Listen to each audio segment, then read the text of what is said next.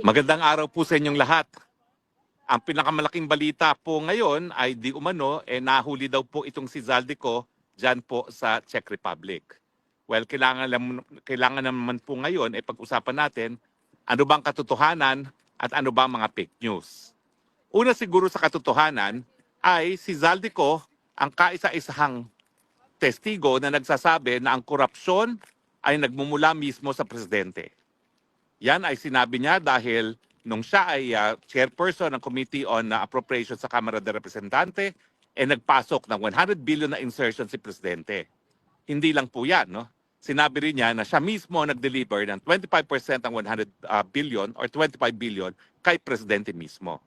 At ang mga pwedeng mag-corroborate dyan ay yung mga text messages ngayon na linabas at unang isinapubliko ni Congressman Leandro Leviste, no? So, hindi natin masasabi na kwentong kutsero na parang kay Madriaga yan kasi merong mga corroboration. Ang inaantay lang natin ay yung katapatan sa bayan at katapangan nung maglolo na Bersamin na sabihin nga ang totoo nang malaman natin kung totoo nga ba at mako-corroborate ang sinabi ni Zaldico. Pero sinabi rin ng mga 18 Marines na sila ang mga pinag-utusan ni Zaldico para mag-deliver ng sangkatutak na pera. At alam naman nila kung saan nila dineliver at kung kanino dineliver ang mga salaping ito. So pwede rin yan ma-corroborate.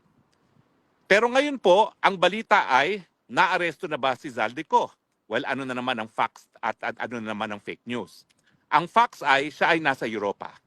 Ang fact ay meron siyang Philippine passport. Ang fact ay ang Sandigan Bayan ay nagkansila ng kanyang passport. Ngayon, ano ngayon ang sinasabi ng Malacanang? At walang iba pa kundi ang presidente nagsalita. Ang sinasabi niya, unang-una, napahuli daw nila si Zaldico. Well, katotohanan ba ho yan o hindi? Well, ngayon, nagbigay linaw na itong si Interior Secretary John Vic Remulla, hindi po Philippine government ang nagpa-aresto. Di umano, si Zaldico ay pumasok ng walang dokumento ng Czech Republic galing ng Germany. Ibig sabihin, ang fact na alam natin ay yung Sandigan Bayan ay pinakasila kanyang passport. So mukhang siya ay nagtangka na pumasok ng Czech Republic nang pinakita ang passport, ang nanai-check, yan ay revoked na. So talagang dahilan yan para siya ay ma-detain ng immigration authorities at kung hindi siya hihingi ng asylum, yan ay dahilan para magkaroon ng summary deportation. Pero fact, ano ba ang proseso sa Czech Republic? Ito po, pinag-aralan ko na.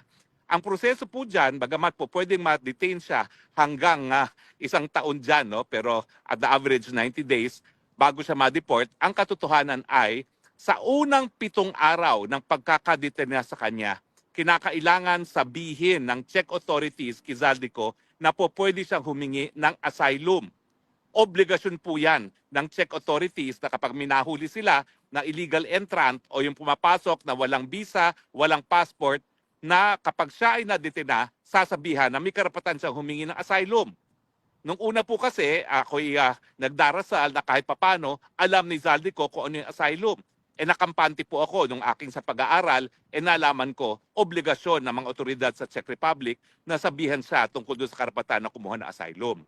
Ang mangyayari lang po dyan, habang siya ay pinaprocess sa asylum, ng kanyang asylum, siya ay mag-i-stay sa isang asylum center. Pero hindi po yung pagkakakulong. Para po yung asylum center na tinuluyan ko rin sa Netherlands habang kinukuha ang aking mga biometrics, ine-examine ako ng medical na mga doktor dahil mahirap nga po kung ikay lalabas pa ng kampo. Dahil yung pila sunod-sunod, ang gusto nila, nandun na yung aplikante para madali lang makausap. So dahil may obligasyon po ang Czech Republic na sabihan siya na meron siyang karapatan mag-asylum, tingin ko ba siya ay kukuha ng asylum? Well, sa tingin ko po, alam ni Zaldico na dahil siya ay ngayon ang kaisa-isang testigo na po pwede makorroborate ng mag-lolo na Bersamin na ang korupsyon ay nanggaling mismo sa ulo kay Marcos Jr. mismo, talagang alam niya na may banta sa buhay niya. Ang banta sa kanya hindi lang sa pagkakakulong, gaya ng banta sa akin dahil sila nagtanim kaso ng non-bailable case. Ang banta sa kanya, patuloy na siyang patatahimikin, gugurgurin, papatayin. At yan po ay napakalakas na basihan para magkaroon ng asylum. Ang tanong ko lang is gaya na nangyari sa akin, saan ba nag-issue ang kanyang visa sa Shenzhen? Dahil bagamat pwede siya humingi ng asylum sa Czech Republic, kung hindi naman Czech Republic ang nag-issue ng kanyang visa, papupuntahin pa rin siya doon sa lugar na nag-issue ng kanyang visa. Pero sa akin, walang kaduda-duda. Yung pagiging whistleblower niya, yung pagsabi niya na Marcos Sr. mismo ang arkitekto ng korupsyon dito sa flood control at sa DPWH, yan po ay enough reason para siya ay talagang patayin ng mga puwersa na nais siyang patahimikin. Kaya nga po ngayon, pinag-uusapan ng lahat itong si Zaldico. Bakit?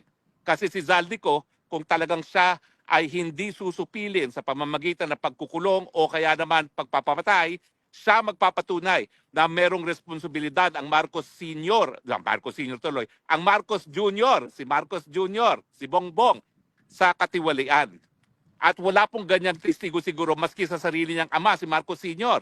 Napaka-importante po ng testimonya ni Zaldico, kaya naman, bagamat hindi ko sinasabi na wala dapat siyang pananagutan, ang katotohanan, kung wala ang testimonya ni Zaldico, mahihirapan tayong maparusahan ang Marcos Jr. at ang kanyang pamilya.